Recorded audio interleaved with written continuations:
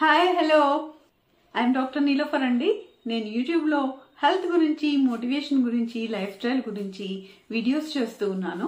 ఇంతకుముందు మీరు నా వీడియోస్ చూడకపోతే వెంటనే చూడండి అండ్ లైక్ చేసి ఖచ్చితంగా సబ్స్క్రైబ్ చేసుకోండి. ఇవాళ మన టాపిక్ అయితే డయాబెటీస్లో ఏం రైస్ తీసుకుంటే మంచిది అనే దాని గురించి. మరి మనం టాపిక్లోకి వెళ్ళిపోదాం.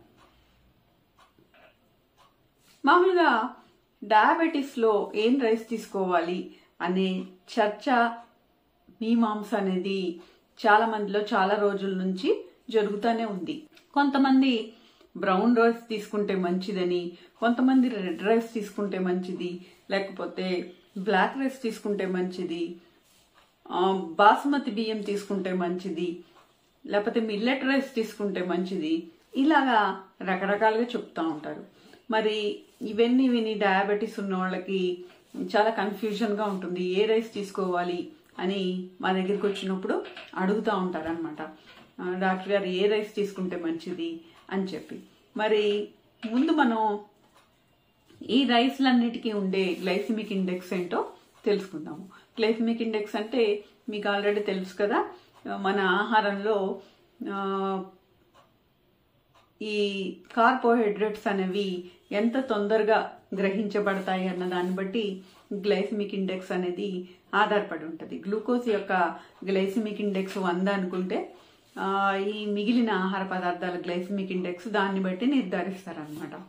మరి ఈ వైట్ రైస్ యొక్క గ్లైసిమిక్ ఇండెక్స్ 73 ఉంటుంది అనమాట. బ్రౌన్ రైస్ యొక్క గ్లైసిమిక్ ఇండెక్స్ 55 ఉంటుంది. అలాగే రెడ్ రైస్ది కూడా 55 ఉంటుంది. బాస్మతి రైస్ది ఒక 68 ఉంటుంది. తర్వాత ఈ బ్లాక్ రైస్ది 42 ఉంటుంది.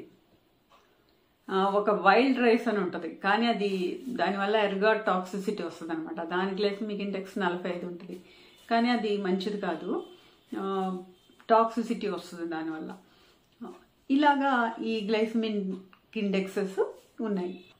మామూలుగా ఏంటంటే గింజ ధాన్యాలు అనేవి తీసుకోవటము చాలా మంచిది.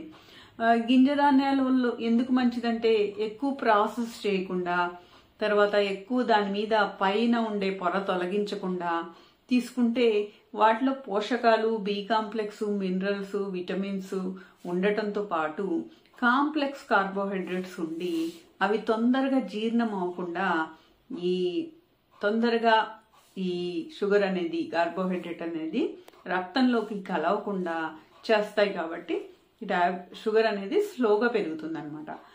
అందుకే మనం జనరల్గా ఆహారానికి ముందు ఈ పచ్చి కూరగాయ ముక్కలు, సలాడ్స్ లాంటివి తీసుకుంటే మంచిదని ఎందుకు చెప్తారంటే వాటిలో కూడా ఈ ఫైబర్ అనేది ఉండి ఈ తొందరగా ఆహారాన్ని గ్రహించబడకుండా చేస్తుంది. కాబట్టి స్లోగా ఈ మన తిన్న ఆహారంలో ఉన్న కార్బోహైడ్రేట్స్, గ్లూకోజ్ అనేది నెమ్మదిగా రక్తంలోకి కలిసి షుగర్ని తొందరగా పెరగనీయకుండా చేస్తుంది. కాబట్టి అలా తీసుకుంటే ఆహారము మంచిది. అంతేకాకుండా మనం ఒక్కొక్కసారి నోటీస్ చేస్తూ ఉంటాము, మామూలుగా పేషెంట్లు వచ్చినప్పుడు వాళ్ళకి షుగర్ ఎక్కువగా ఉంటే మీరు ఇవాళ ఏం కూరతో అన్నం తిన్నారమ్మా అని అడిగితే ఇవాళ కూరతో కాదండి, మేము పచ్చడి వేసుకొని తిన్నాము అని చెప్తా ఉంటారనమాట. అంటే ఏంటి, వాళ్ళు పచ్చడిగా ఇలాంటివి వేసుకుని లేకపోతే కూర తక్కువ వేసుకొని తిన్నప్పుడు అన్నం శాతము ఎక్కువ తింటారనమాట. ఎక్కువ తిన్నప్పుడు వాళ్ళకి మామూలు కంటే షుగరు ఎక్కువగా పెరుగుతుంది. మామూలుగా కూరలతో అన్నం తినే కంటే పచ్చడితో తినేటప్పుడు దాని రుచికి కూడా కొంచెం ఒక ముద్ద ఎక్కువ తీసుకుంటారు. కాబట్టి దానివల్ల కూడా షుగర్ పెరుగుతుంది. మనం తీసుకునేటప్పుడు ఎక్కువ కూర, పప్పు, తక్కువ అన్నము ఇలా తీసుకుంటే ఈ డయాబెటీస్ అనేది పెరగకుండా ఉంటుంది. అంతేకాకుండా కొన్ని పరిశోధనలో ఏం తేలిందంటే ఆహారాన్ని వండి చల్లార్చి మళ్ళీ తర్వాత వేడి చేసుకొని తింటే గనక ఆహారంలో రెసిస్టెంట్ స్టార్చ్ అనేది ఏర్పడి తొందరగా ఈ డయాబెటీస్ని పెరగకుండా చేస్తుంది, రక్తంలో షుగర్ లెవెల్స్ తొందరగా పెరగకుండా చేస్తుంది అని కొన్ని పరిశోధనలో గమనించారు. అంతేకాకుండా ఈ క్వినోవా లేకపోతే ఓట్స్, రోల్డ్ ఓట్స్ లాంటివి తీసుకున్నప్పుడు కూడా అవి తొందరగా ఫైబర్ ఉండి రక్తంలో తొందరగా వెళ్లకుండా నెమ్మదిగా స్లోగా డైజెస్ట్ అయ్యి నెమ్మదిగా వెళ్తాయి కాబట్టి అప్పుడు కూడా ఈ డయాబెటీస్ అనేది పెరగకుండా ఉంటుందని కొన్ని ప్రయోగాలలో నోటి. అంతేకాకుండా అలాంటి పదార్థాలు తీసుకున్నప్పుడు ఆకలి కూడా తక్కువ వేస్తుంది. అందుకే ఈ బ్రౌన్ రైస్ లో ఏంటి మనకి పైన ఫైబర్ ఉంటుంది కాబట్టి అది స్లోగా అబ్జార్బ్ అవుతుంది. తర్వాత అది కొద్దిగా రఫ్ గా ఉంటుంది కాబట్టి ఎక్కువ క్వాంటిటీలో కూడా దాన్ని తినలేరు. కాబట్టి ఈ కొంతమంది ఆహారాన్ని తక్కువ తినలేకుండా ఉండేవాళ్ళు, అంటే కొంత భాగమే తినలేకుండా ఉండేవాళ్ళు ఈ బ్రౌన్ రైస్ లాంటివి తీసుకుంటే వాళ్ళకి షుగర్ పెరగకుండా ఉంటుంది. అయితే ఏది ఏమైనా కూడా ఈ ఒక్కొక్క ఆహారానికి ఒక్కొక్కళ్ళు స్పందించే విధానం కూడా వేరే ఉంటుందన్నమాట. కొంతమందికి కొంచెం ఎక్కువ ఆహారం తీసుకున్నా కూడా ఎక్కువ షుగరు పెరగదు, కొంతమందికి తక్కువ ఆహారం తీసుకున్నా కూడా షుగర్ పెరుగుతుంది. కాబట్టి ఎవరికి వాళ్ళు ఏ ఆహార పదార్థం తీసుకుంటే ఎక్కువగా షుగర్ పెరుగుతుంది అనేది సెల్ఫ్ నోటీస్ చేసుకొని దాని ప్రకారం ఆ షుగర్ పెరిగే ఆహార పదార్థాలని వాళ్ళు స్కిప్ చేయడానికి, అవాయిడ్ చేయడానికి అవకాశం ఉంటుంది. అందుకే రీసెంట్గా డయాబెటిక్ ప్లేట్ అని ఒక కాన్సెప్ట్ వెలుగులోకి వచ్చిందనమాట.